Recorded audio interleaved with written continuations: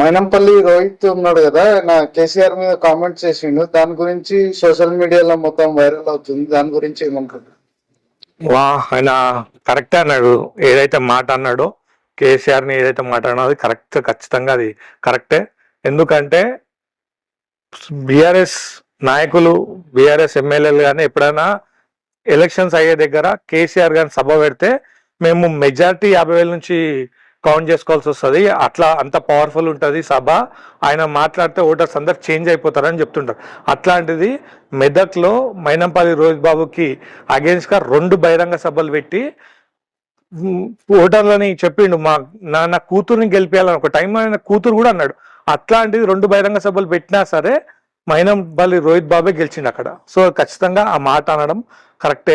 ఈ BRS social media దాన్ని ఇంకా ఏదో ట్రోల్ చేయాలని చూస్తారు. ఆయన గెలిచిండు, అక్కడనే ఆయన సత్తా ఏందో నిరూపించుకోండు. ఇంకోటి, అసలు రోహిత్ బాబు నించుని గెలిచింది పద్మా దేవేందర్ రెడ్డి మీద కాదు, ఒక కేసీఆర్ మీద గెలిచిండు. ఆయన మంత్రుల మీద గెలిచిండు. ఎంతో మంది మంత్రులు ఆ కాన్స్టిట్యూన్స్కి వచ్చి పనిచేసి, ఒక మంత్రి అయితే ఆయన కాన్స్టిట్యూన్స్ వదిలేసి అదే కాన్స్టిట్యూన్స్ మీద ఆమెను గెలిపేయాలని చెప్పి అదే కాన్స్టిట్యూన్స్ లో మొత్తం ఉన్నాడు. అయినా సరే ఆమెని ఓడగొట్టారు ప్రజలు. ఇప్పుడు ఎవరి సత్తా ఓడైందో చూసారు కదా. సో ఆయన కామెంట్ చేయడంలో ఎలాంటి తప్పు లేదు.